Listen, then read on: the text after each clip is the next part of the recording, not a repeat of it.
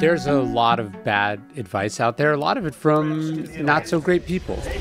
One of the things the Stoics say you have to get really good at is separating the good from the bad. Epictetus said we have to be like a money changer. From the way they bang a coin on the table, they can tell whether it's real or fake. And I think with advice, we have to do something similar. Is the person saying this someone I respect, someone whose example I want to embody? Do they really know what they're talking about? If everyone followed this advice, what would the world look like? And in this video, what we're going to do is go through some of the worst advice on the internet and see what the Stoics would tell us to do instead.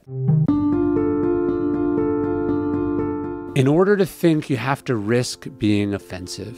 Jordan Peterson. Now, look, I would agree in the sense that sometimes ideas are unsettling. Sometimes the truth hurts. Epictetus says you have to remember that when you are offended, you're complicit in taking offense. Events, remarks, ideas, they are objective, and it's how we experience them that determines whether they're offensive, inappropriate, whatever. And so generally the Stoics, try not to be offended easily. They try to be tough. They're not sensitive little snowflakes. But you know what they're also not? They're not assholes. There was this guy, I believe it was in the UK, and he was just a real jerk at the office. He practiced poor hygiene. He was rude to people. He ignored civility and politeness. He asked people questions you shouldn't ask at the office. He said things you shouldn't say. And ultimately, the boss fired him because he was disruptive and unpleasant to be around. And the man sued. And he said, "You're violating my religious rights. I'm a Stoic." Talk about fundamentally misunderstanding what Stoicism is. I mean, come on. That's closer to the tradition of cynicism. Look, and I like the cynics, but even then, I mean, come on. It's not that hard to not be a slob, to not be a jerk, to make basic efforts to meet people where they are, and to just generally be a civil member of society. Like when I watch Jordan Peterson repeatedly dead name someone for, I don't know what, shits and giggles because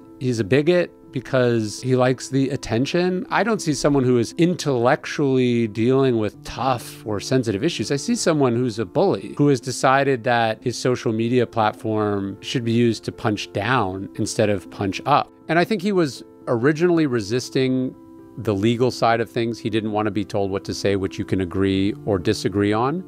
But it turns out that he's actually just a person who bullies and trolls people he doesn't like or understand. I see very little empathy for what it must be like to be a transgender person, and I see very little consideration in much of what he says about anyone hearing or experiencing those words. And look, it's not always examples like that. There's a story Jeff Bezos tells when he's a young boy. He figures out some fact about the world. He calculates the exact number of years that his grandmother, by smoking, has cut off from her life. And she bursts into tears. And look, he wasn't wrong. The math he did was probably correct. But his grandfather takes him aside and says, "Jeff, as you get older, you'll understand it's easier to be clever than it is to be kind." The Stoics I admire, the people I admire, they're not in the fuck your feelings crowd. They're not provocative and incendiary for the sake of it. They treat people with respect. They meet people where they are. They think about the effect or the impact of their actions. The Stoics were the perpetual thorn in the side of the powerful and the elite, but the ordinary people, they were kind and respectful to. I think Bezos' grandfather wasn't saying that Bezos was wrong. He was saying that there's better ways to deliver that message so that it's actually heard. And so in this kind of anti-woke culture that we see, particularly in the right online, I see people hurting other people's feelings for the sake of it. Like that the cruelty is the point. That's what shows that they're clever, smart, more rational, better than other people. I agree what they're doing is revealing. I just think it reveals something very different about a very different set of priorities than what Stoicism is about.